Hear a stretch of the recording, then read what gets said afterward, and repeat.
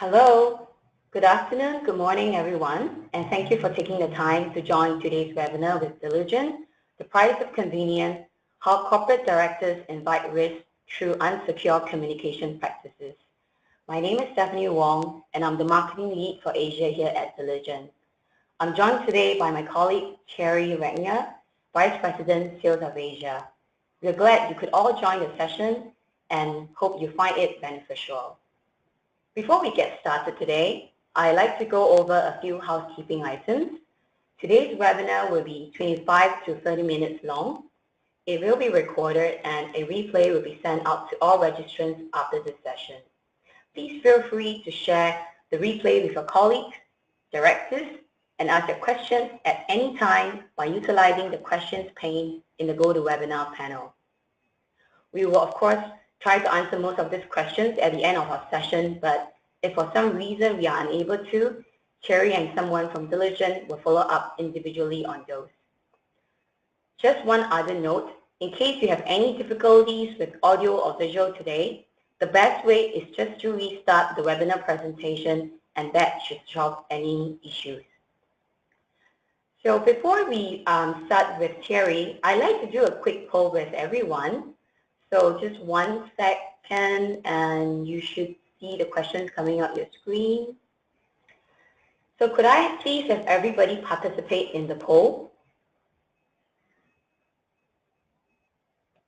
And this is the second one.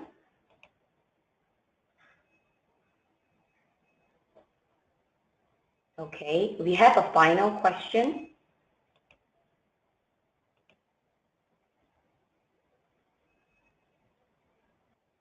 Looks like everyone is just about done up with the answer, so I will close the poll and share the results with all. So I'm just sharing the poll results of the first poll. And this is the second one. Okay. So we are interested to know how you are primarily preparing and distributing your board materials and how you and your directors are communicating inside and outside the boardroom, including the level of risk awareness. So Cherry will talk you through some of the latest research we conduct with the New York Stock Exchange, findings from directors of public traded companies on their current communication practices, level of awareness of cyber risk, and related cybersecurity issues. You leave this session with a better understanding of the risk and suggested action steps your company can take to improve your director's security. And again, we welcome your questions, so please remember that you can ask them at any point in time by using the questions pane in the GoToWebinar panel. With that, I now pass over the floor to Cherry. Fantastic. All right. So thanks, Stephanie, and again, good morning, everyone, and a warm welcome to this webinar on the price of convenience and how corporate directors may invite risk through unsecured communication practices. So I'm Cherry Regnier. I'm the Vice President for Asia, representing Diligent. I've been in the IT and security industry for over 20 years now, and in my new capacity with Diligent, my role is really to help clients like you to streamline the corporate governance processes and really increase the security profile of the organization. So cyber risk in the boardroom is a very specific but yet very interesting topic. You know, what we've seen happening over the past few years is that information professionals have worked very hard to increase the security posture of the enterprise to detect and mitigate the potential cyber threats. And so they've worked very hard to first secure the perimeter of the enterprise to prevent the attacks from the outside. And to counter that, I mean, they have implemented systems like, next generation firewalls, antivirus, anti-malware, and so on. But increasingly, they've also worked to address what we call the insider threat, which is happening maliciously or by negligence, has also generated a lot of risk for companies. And to address that, I mean, they've implemented education programs, for instance, or training to increase the level of awareness and preparedness of the users to tackle those cyber threats. But interestingly, a place that's been quite neglected in terms of cyber risk is the boardroom and the directors that sit at the board. And this population, as you know, however, has access to the most sensitive, confidential, strategic information that your organization has, and yet they probably have the least security oversight. So this is kind of a paradox, and this is this paradox that I'd like to cover with you today. So in the first part of the presentation, I am going to share with you some of the findings that we got from a survey that we conducted last year in conjunction with New York Stock Exchange, NYSE, whereby we polled directors of companies listed on the NYSE to assess precisely their level of awareness and preparedness to handle cyber risk. And in the second part, what I'd like to do is to share with you what companies can do, the best practices they can readily implement to ensure sensitive information and director communication remain confidential and secure as they ought to be. So one very quick word about diligence. Diligence is the world-leading provider of secure communication software for boards and leadership teams across all industries. Our product line includes what we call Diligent Boards, which is our core platform, which enables directors to access sensitive documents and other important information from any mobile device or computer in a very secure fashion. We also have developed what we call Diligent Messenger, which is a secure instant messaging application that integrates with our core platform that really allows directors to communicate with one another in real time without having to use any unsecured channels like email systems, for instance. And finally, we have diligent evaluations, and that really helps streamline the management of board evaluation, other forms, including many of the forms that directors are required to complete every year to fulfill their compliance obligations. So Diligent has been providing board portal technology for over 15 years now, and we are a truly global company with offices across the globe in 12 different locations, and we're currently serving over 10,000 clients, which is approximately 350,000 board members across the globe in making the transition to digital communication and collaboration solutions. So one figure that you can see here on the right-hand side of the screen, we're really proud of that, is our retention rate, and the fact that over 99% of clients do stay with us year after year and continue to work with diligence. For those of you on the call that may be familiar with the SaaS industry, you would know that those rates are pretty world-class, and again, we're very, very proud of that. So before we dive into the survey data, I want to provide you with some context on cyber risk. So I'd like you to think about the following scenario and think about how you would react if that scenario was to occur in your own environment. So imagine for a moment that you have a set of contractors or part-time employees within your organization who, A, are only on site a few days each year, B, sit outside of your firewall, C, have access to the very most sensitive information that exists in the company, and D, are taking that information with them, save it to their local drive, and send it over a very insecure channel like third-party free email providers, or even print it from hotel business centers. I mean, what would you do? I mean, how would you react in that context?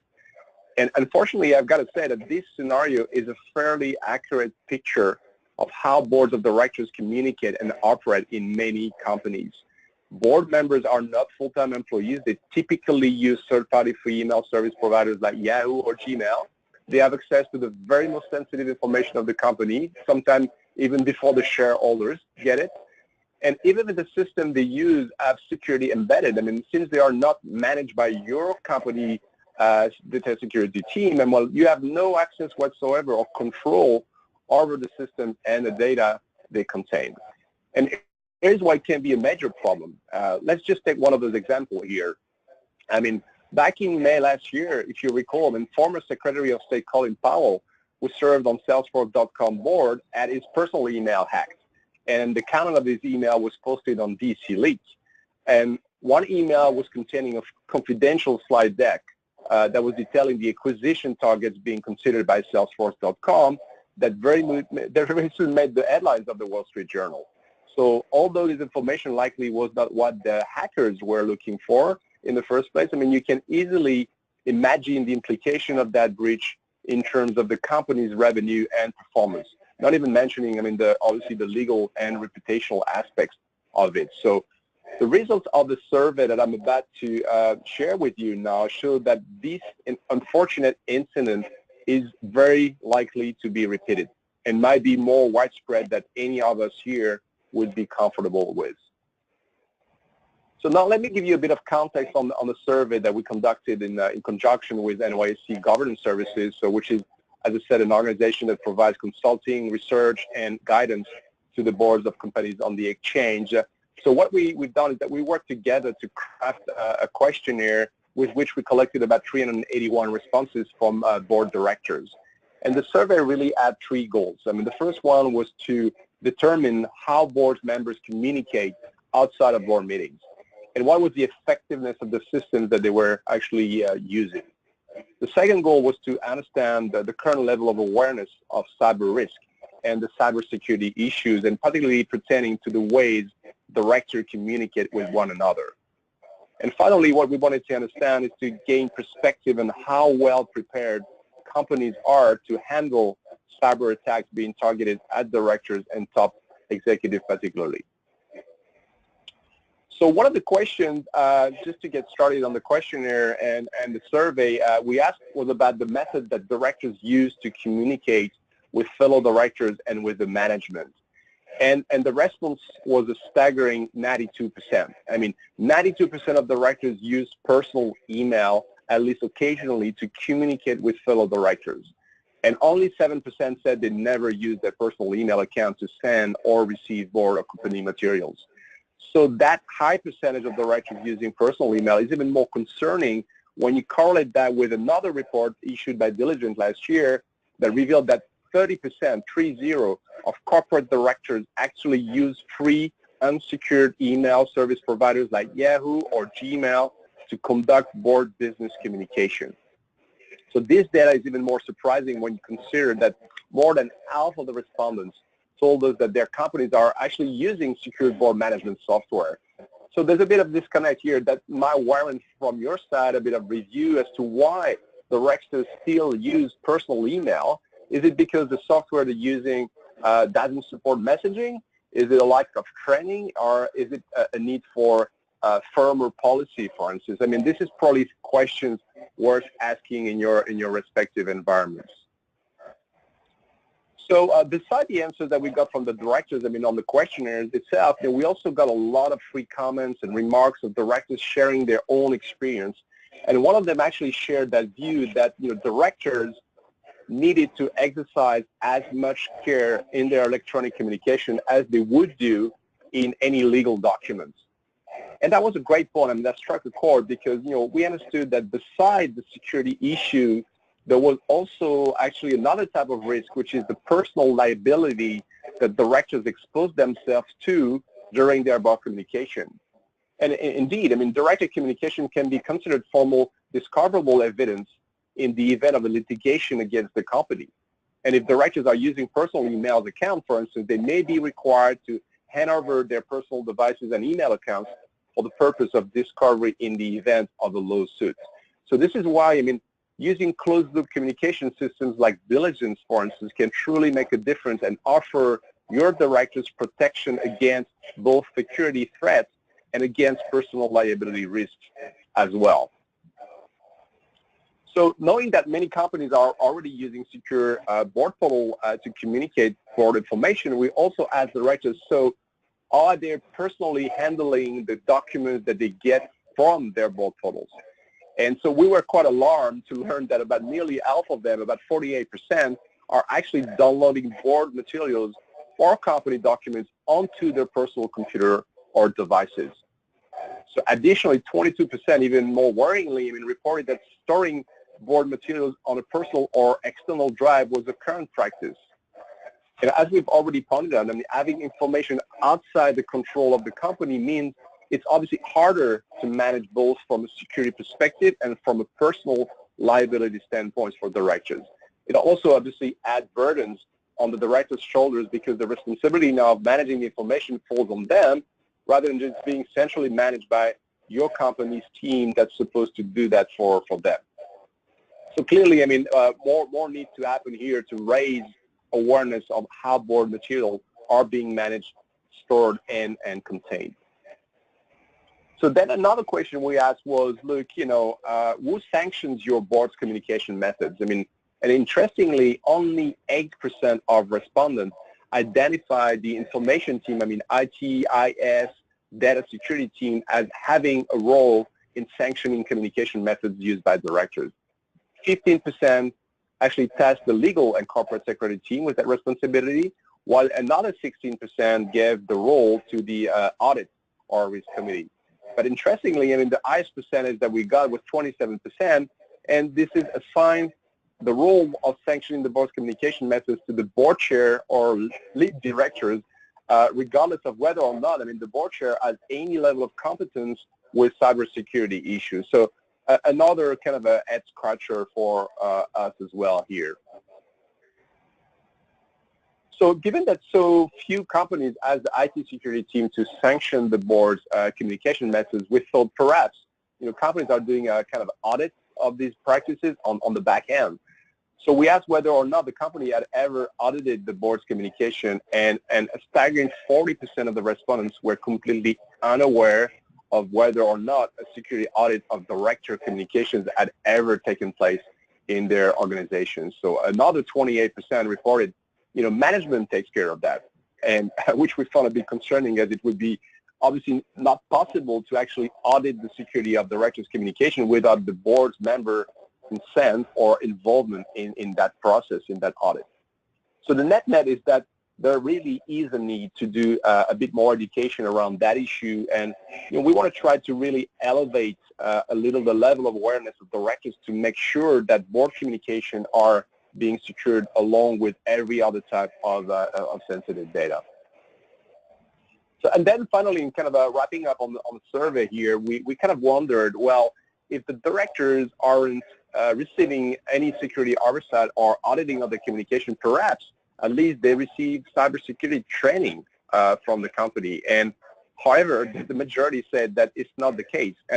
Close to 2/3 of the respondents said they are not receiving any cybersecurity training, which obviously is a concern given the fact that, for instance, they are not even in a position to recognize a simple spear phishing attack that could easily be diffused by providing a bit of education on cybersecurity. And the result of our poll just now said about 40% of people attending this webinar don't know what a spear phishing attack is, which is obviously kind of a concern and something really worth considering in your governance and corporate environment. So now, as a matter of conclusion, I'd like to share with you few best practices that companies can implement readily to significantly reduce their level of risk and increase the security and confidentiality of board communication. So the first thing you can do is to assess your own level of risk, meaning where do we stand, and therefore we recommend that you conduct an audit of director communication practices to identify potential areas of risk that could lead to potential loss. And then obviously report those areas of risk to the board to raise the level of awareness. And so knowing where you stand is really the first step that we recommend you take. Then the obvious second move is, with guidance obviously from the company's information security team, is to work with the chair of the audit committee to create a board secure communication policy that clearly outlines, acceptable devices, methods, competencies, and practices. It is really important, and that policy should be accompanied obviously by training that's provided at least annually, as well as occasional auditing of the director's practices. The third thing we recommend is that you need to be really implementing a secure board portal solutions like Diligent, and review that security of the system and the adherence of directors to communication policies on at least an annual basis. Email is no longer good enough. You got to think about a system that is really dedicated to board communication and collaboration. And finally, what you should really consider is the implementation of a secured messaging system for directors, and preferably one that is actually integrated with the company's existing secure board portal systems. And what directors may sacrifice in convenience by not using personal email, for instance, they will actually gain big time in cybersecurity, in mitigation of cyber risk, and in reduced personal liability. So in conclusion, I hope that this survey and these best practices give you a better picture of what's the state of the union in the boardroom as far as cyber security is concerned, and also brings evidence to you that there is a clear need to provide not only better tools, but also better education for your directors to raise their level of awareness and ensure that they understand how breaches can and do happen and how to react when they actually do. So thank you very much. And on this, I'm going to turn it over back to Stephanie for the last few minutes of this webinar. Thank you, Thierry. That was a very insightful presentation.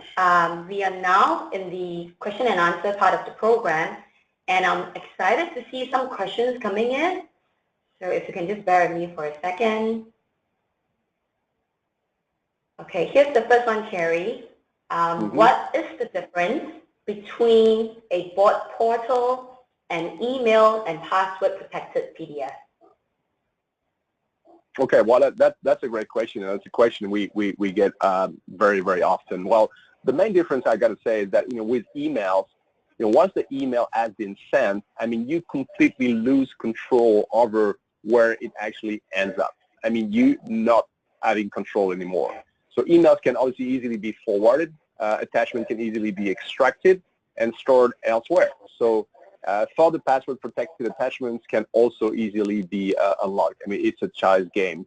And equally concerning, is that the mail can be sent to a web email account, for instance, that can easily be compromised.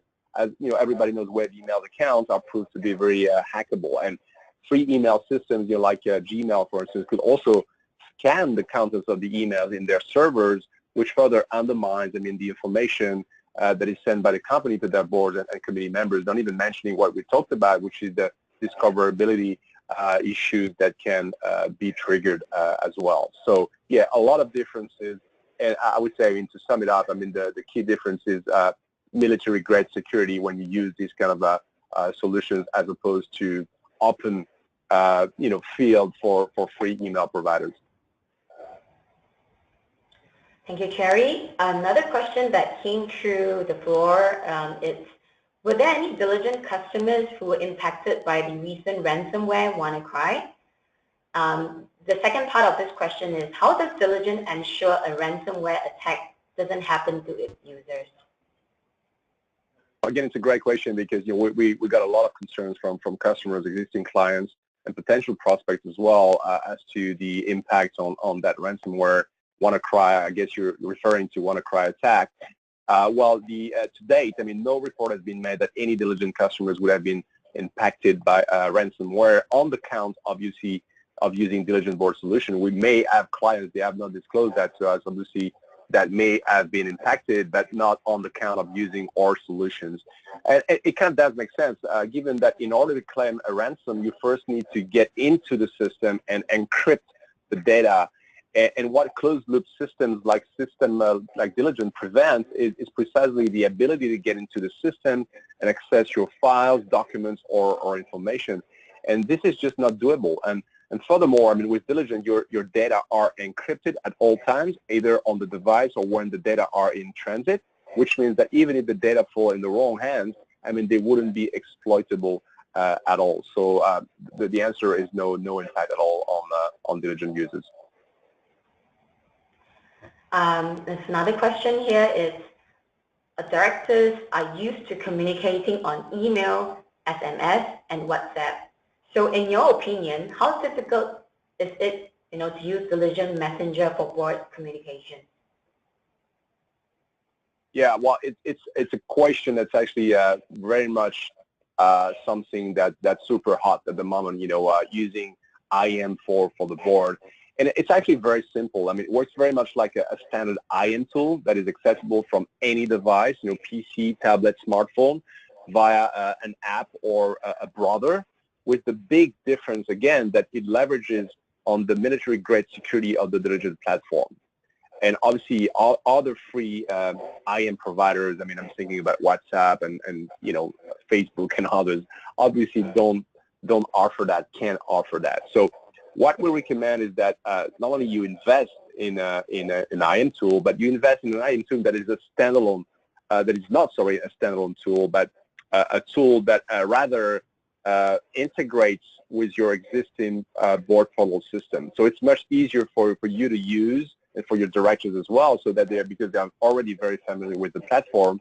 And for the secretarial team, for instance, I mean, you can also leverage that tool to send notification related to the board portal to your directors via IM, rather than just using, again, unsecured channels for communication like emails, right? So yeah, very, very simple to use. And we're seeing a lot of adoption and a lot of traction with our clients and prospects at the moment as far as the IM for boards is concerned.